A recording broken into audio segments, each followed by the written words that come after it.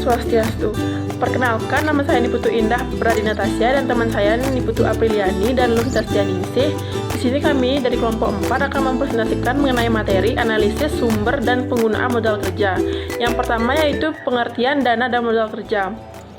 Pengertian laporan sumber dan penggunaan dana menggambarkan suatu ringkasan sumber dan penggunaan modal kerja dan perubahan unsur modal kerja selama periode yang bersangkutan. Pengertian dapat dilihat yang pertama, dana diartikan sama dengan modal kerja, baik dalam arti modal kerja bruto maupun modal kerja neto, sehingga dengan demikian laporan sumber dan penggunaan dana menggambarkan suatu perubahan. Yang kedua, dana diartikan sama dengan kas, dengan demikian laporan sumber dan penggunaan dana menggambarkan suatu ringkasan sumber dan penggunaan kas selama periode yang bersangkutan. Dan yang ketiga, dana adalah sebagai net monetary asset, yaitu kas dan aktiva-aktiva lain yang mempunyai sifat sama dengan kas, dan bahkan ada yang mengartikan sama dengan seluruh aktiva yang dimiliki oleh perusahaan. Modal kerja sangat berhubungan erat dengan operasi perusahaan sehari-hari dan akan menunjukkan tingkat keamanan atau margin of safety. Para kreditur, terutama kreditur jangka pendek, adanya modal kerja yang cukup sangat penting bagi suatu perusahaan, karena dengan modal kerja yang cukup itu memungkinkan suatu perusahaan untuk beroperasi dengan se-ekonomis mungkin dan perusahaan tidak mengalami kesulitan atau menghadapi bahaya-bahaya yang muncul atau timbul karena adanya krisis keuangan jangka pendek.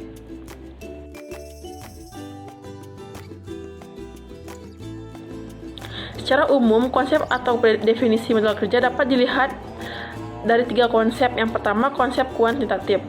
Konsep ini menganggap bahwa modal kerja adalah seluruh jumlah aktiva lancar, dan konsep ini menitik beratkan pada jumlah yang diperlukan untuk mencukupi kebutuhan perusahaan dalam membiayai operasinya yang bersifat rutin, atau menunjukkan jumlah dana yang tersedia untuk tujuan operasi jangka pendek.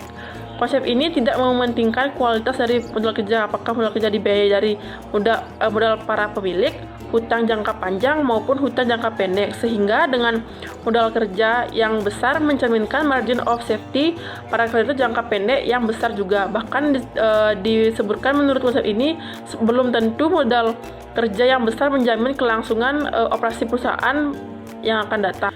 Konsep yang kedua yaitu konsep kualitatif. Pengertian modal kerja menurut konsep ini adalah kelebihan aktiva lancar atas besarnya hutang lancar atau hutang jangka pendek. Konsep ini menunjukkan ketersediaannya aktiva lancar yang lebih besar dari hutang lancar yang menunjukkan tingkat margin of safety atau tingkat keamanan bagi para kreditur jangka pendek serta menjamin kelangsungan operasi perusahaan di masa mendatang. Dan yang ketiga itu konsep fungsional. Pada prinsipnya semua dana yang dimiliki oleh perusahaan menunjukkan untuk menghasilkan laba bagi perusahaan. Laba itu yang dihasilkan sekarang, dan ada juga dana yang dihasilkan laba di masa mendatang, seperti tanah, bangunan, mesin, pabrik, dan lain-lainnya. Jadi menurut konsep ini, pengertian modal kerja adalah seluruh dana yang dimiliki oleh perusahaan untuk menghasilkan laba dari usaha pokok perusahaan.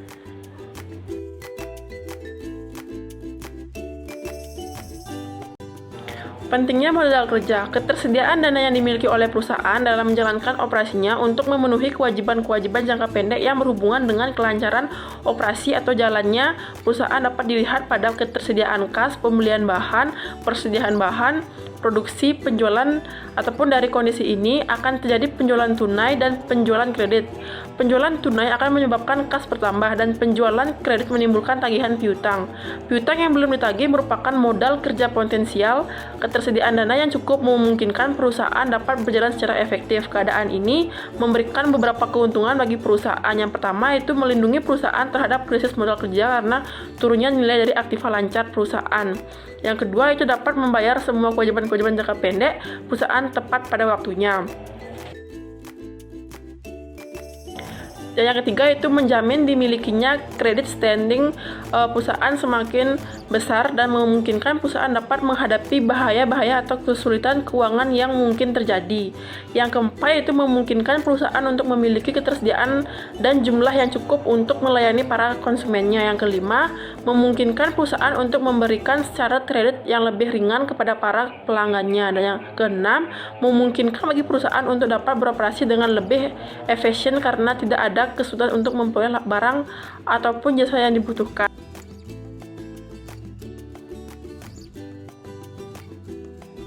Baik, selanjutnya ada faktor-faktor yang mempengaruhi modal kerja. Modal suatu perusahaan harus cukup jumlahnya, atau dalam arti harus mampu membiayai pengeluaran-pengeluaran atau operasi perusahaan sehari-hari. Penentuan besarnya jumlah modal kerja yang cukup bagi suatu perusahaan adalah tidak mudah.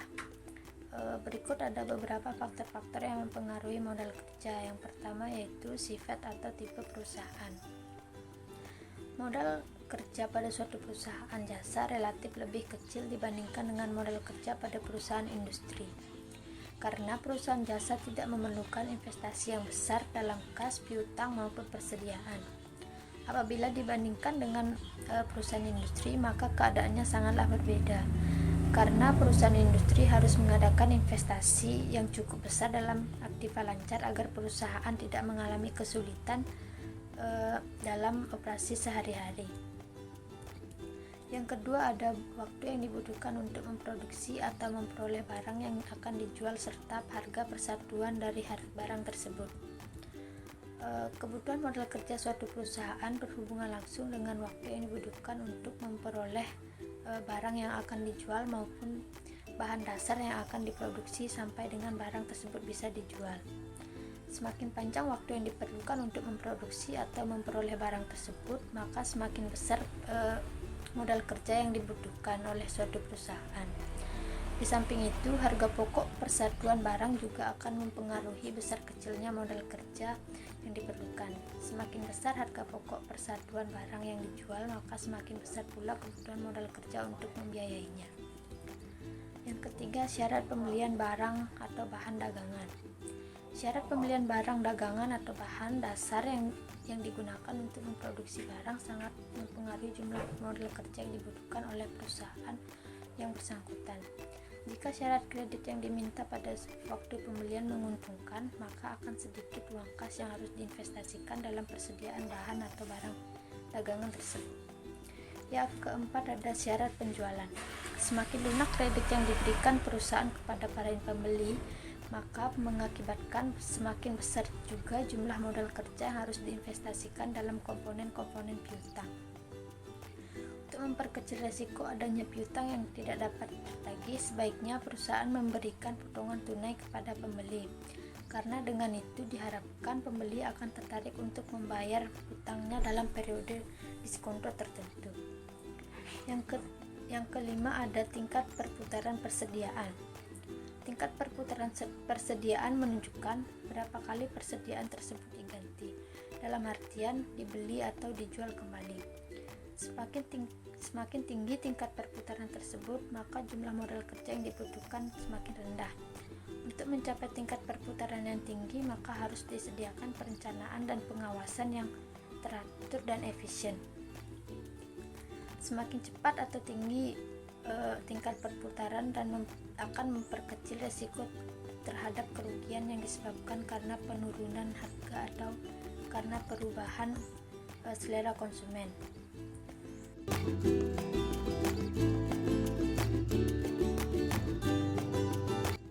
Baik, selanjutnya ada faktor-faktor yang mempengaruhi modal kerja. Modal suatu perusahaan harus cukup jumlahnya, atau dalam arti harus mampu membiayai pengeluaran-pengeluaran atau operasi perusahaan sehari-hari. Penentuan besarnya jumlah modal kerja yang cukup bagi suatu perusahaan adalah tidak mudah. Berikut ada beberapa faktor-faktor yang mempengaruhi modal kerja. Yang pertama yaitu sifat atau tipe perusahaan. Modal kerja pada suatu perusahaan jasa relatif lebih kecil dibandingkan dengan modal kerja pada perusahaan industri. Karena perusahaan jasa tidak memerlukan investasi yang besar dalam kas, piutang maupun persediaan. Apabila dibandingkan dengan perusahaan industri, maka keadaannya sangatlah berbeda. Karena perusahaan industri harus mengadakan investasi yang cukup besar dalam aktiva lancar agar perusahaan tidak mengalami kesulitan dalam operasi sehari-hari. Yang kedua ada waktu yang dibutuhkan untuk memproduksi atau memperoleh barang yang akan dijual serta harga persatuan dari barang tersebut. Kebutuhan modal kerja suatu perusahaan berhubungan langsung dengan waktu yang dibutuhkan untuk memperoleh barang yang akan dijual maupun bahan dasar yang akan diproduksi sampai dengan barang tersebut bisa dijual. Semakin panjang waktu yang diperlukan untuk memproduksi atau memperoleh barang tersebut, maka semakin besar modal kerja yang dibutuhkan oleh suatu perusahaan. Di samping itu, harga pokok persatuan barang juga akan mempengaruhi besar kecilnya modal kerja yang diperlukan. Semakin besar harga pokok persatuan barang yang dijual, maka semakin besar pula kebutuhan modal kerja untuk membiayainya. Yang ketiga, syarat pembelian barang atau bahan dagangan. Syarat pembelian barang dagangan atau bahan dasar yang digunakan untuk memproduksi barang sangat mempengaruhi jumlah modal kerja yang dibutuhkan oleh perusahaan yang bersangkutan. Jika syarat kredit yang diminta pada waktu pembelian menguntungkan, maka akan sedikit uang kas yang harus diinvestasikan dalam persediaan bahan atau barang dagangan tersebut. Yang keempat, ada syarat penjualan. Semakin lunak kredit yang diberikan perusahaan kepada para pembeli, maka mengakibatkan semakin besar juga jumlah modal kerja yang harus diinvestasikan dalam komponen-komponen piutang. Untuk memperkecil resiko adanya piutang yang tidak dapat ditagih, sebaiknya perusahaan memberikan potongan tunai kepada pembeli, karena dengan itu diharapkan pembeli akan tertarik untuk membayar hutangnya dalam periode diskonto tertentu. Yang kelima, ada tingkat perputaran persediaan. Tingkat perputaran persediaan menunjukkan berapa kali persediaan tersebut diganti, dalam artian dibeli atau dijual kembali. Semakin tinggi tingkat perputaran tersebut, maka jumlah modal kerja yang dibutuhkan semakin rendah. Untuk mencapai tingkat perputaran yang tinggi, maka harus disediakan perencanaan dan pengawasan yang teratur dan efisien.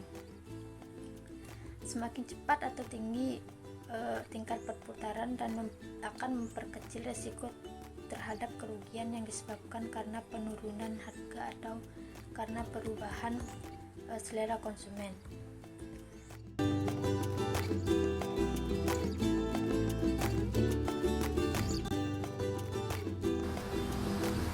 Baik, di sini saya akan melanjutkan presentasi dari teman saya.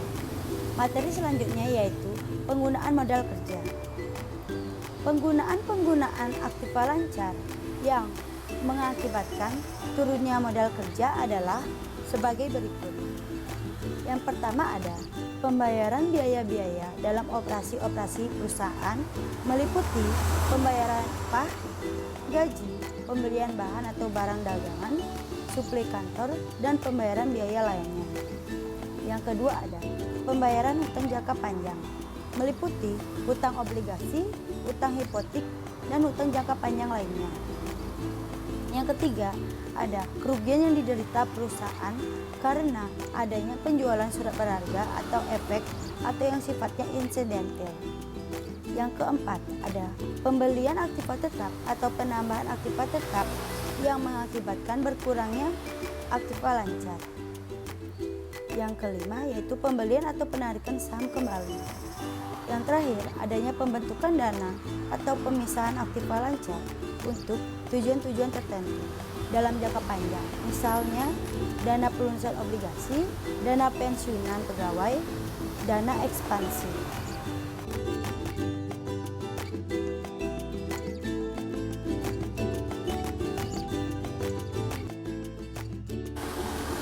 Materi selanjutnya yaitu laporan sumber dan penggunaan modal kerja. Tujuan utama penyusunan laporan perubahan modal kerja atau sumber dan penggunaan dana adalah untuk mengetahui sebab-sebab terjadinya perubahan modal kerja selama periode yang bersangkutan.